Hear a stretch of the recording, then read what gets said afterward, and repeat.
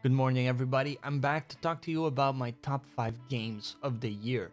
There was also a big panel discussion I was in, and I'll leave a link to that below where many other independent YouTubers and I share our thoughts about this list. So if you want to hear that, check out the link. Today, we're gonna let our hair down, metaphorically speaking, of course, because I have none, and we're gonna talk about my top 5 at our leisure.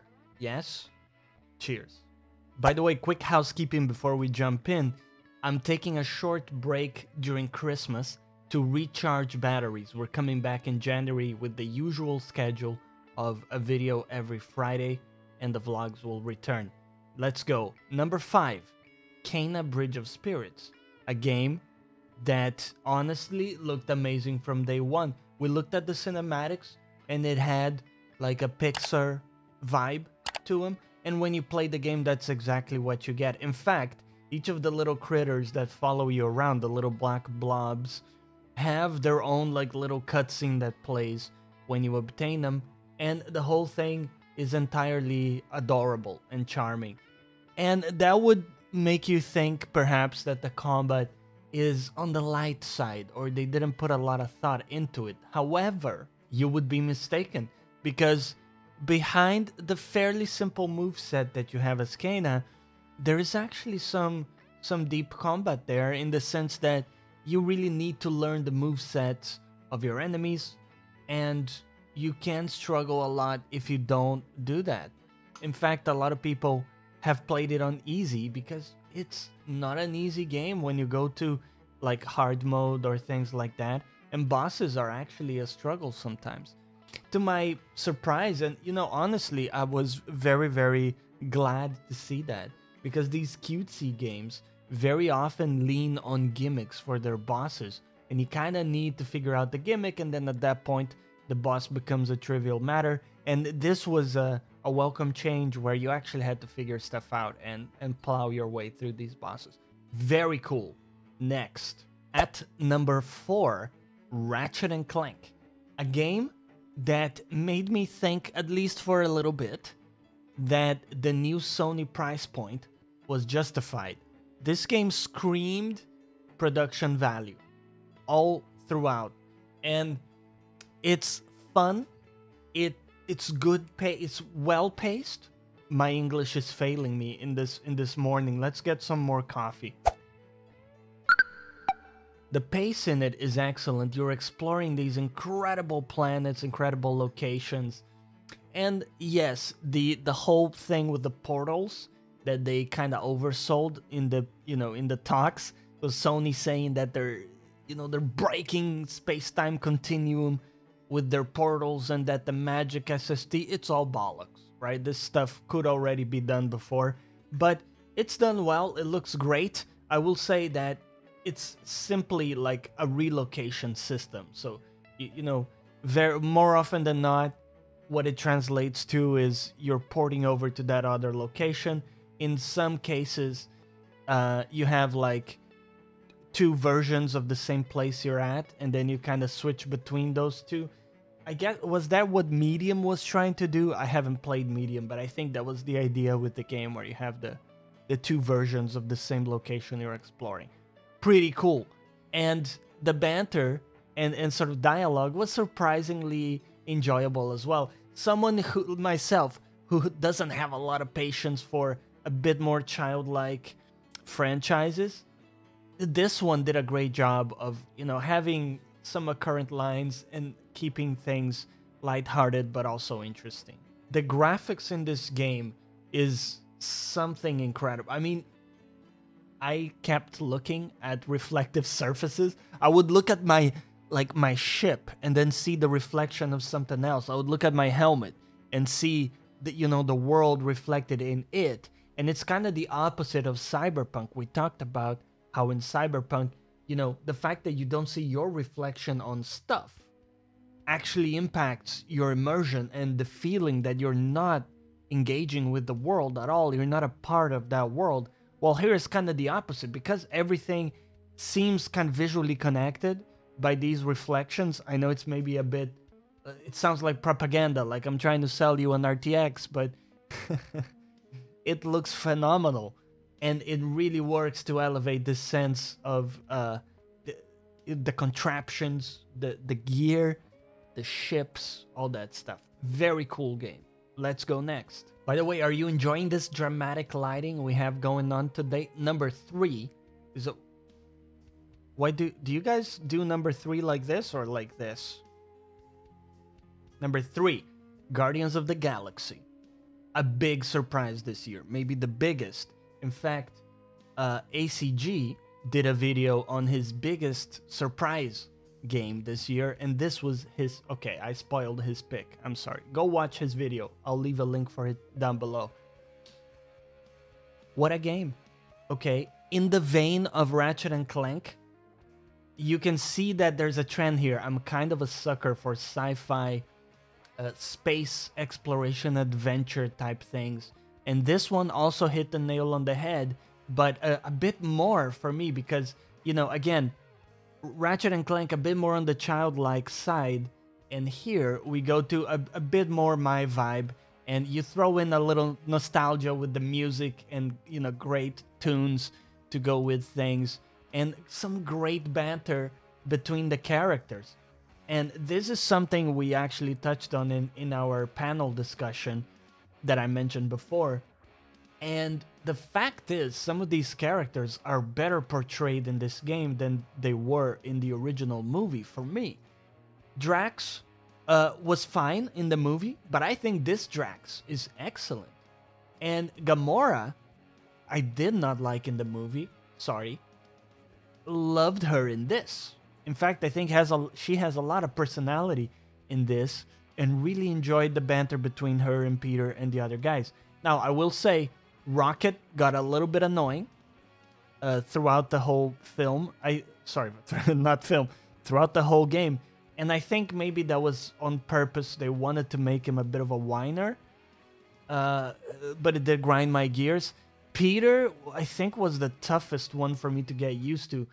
The guy did a good job. I think the voice acting was good, especially when it goes into more like dramatic places in the story. He does a great job, but it's just a very jarring difference from the more likable, I guess, Chris Pratt from the movies.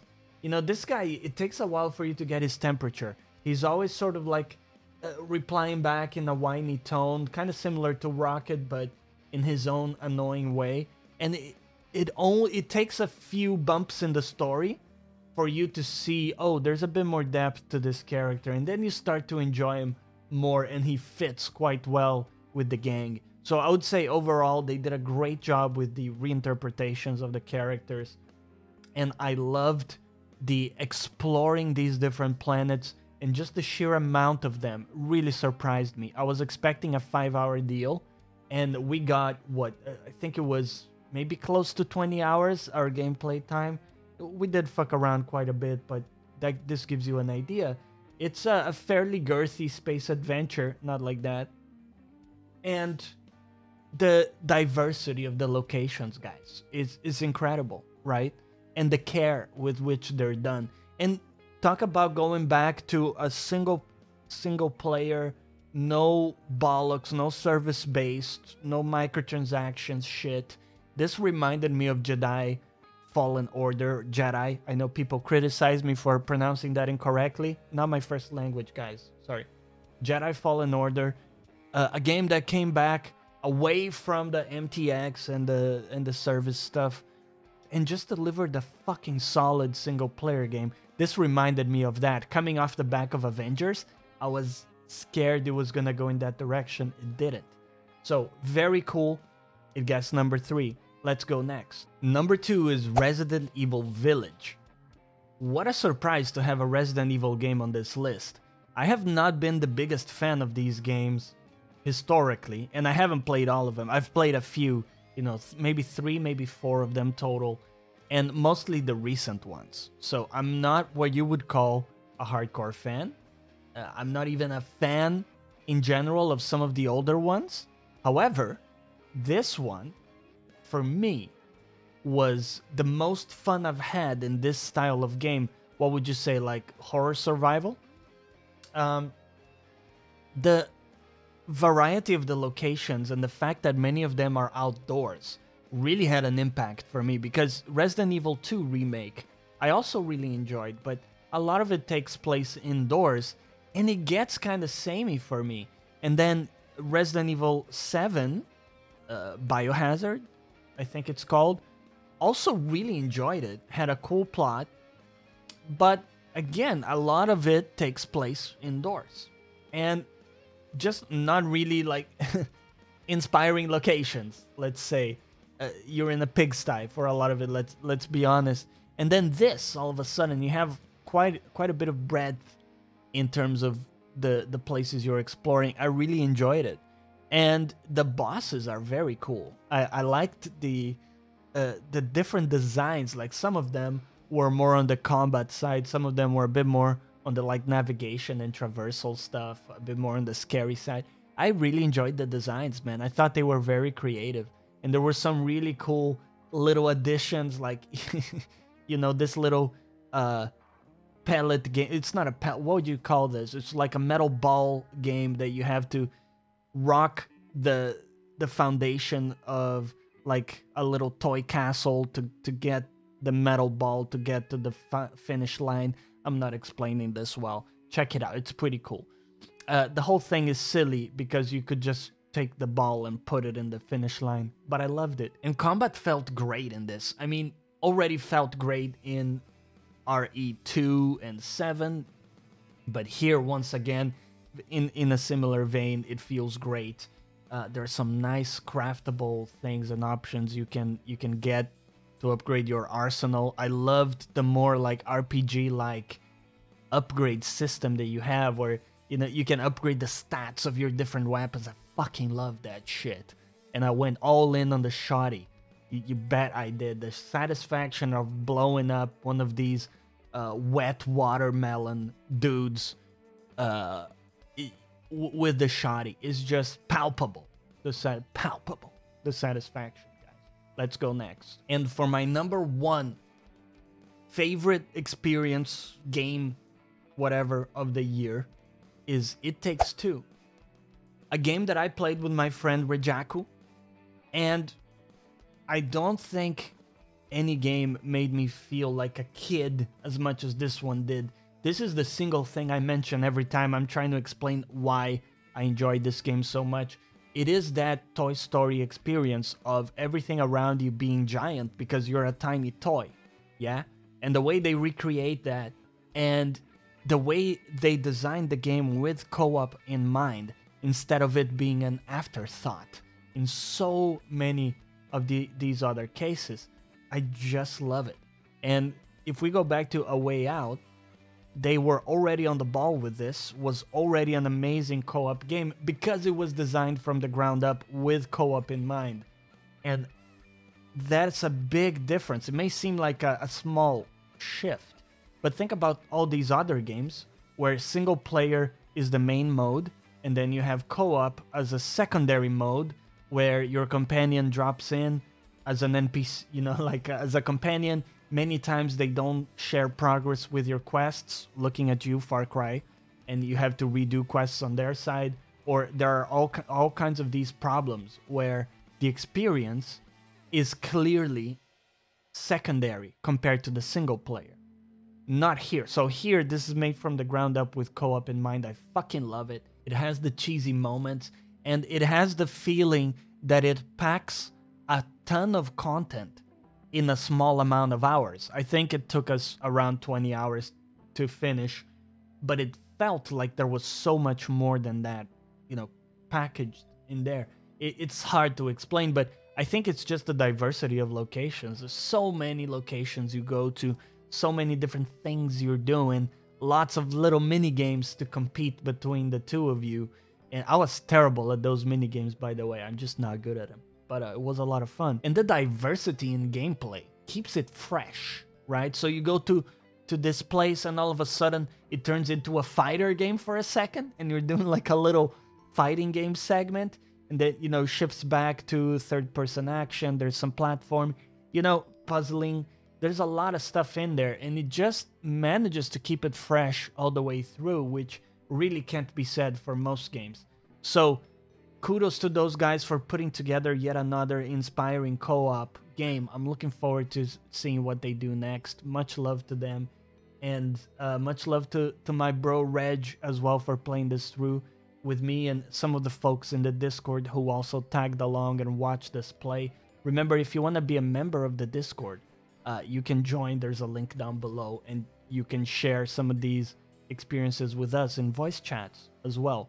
And speaking of, our Twitch keeps going through Christmas. So if you want some company in Christmas, Monday, Wednesday, and Saturdays, we're there for you. Not for you specifically, that'd be weird. You know, I'm not a creep or anything. Although that's what a creep would say. Anyway, Merry Christmas, everybody. Love you. See you next time. Bye-bye.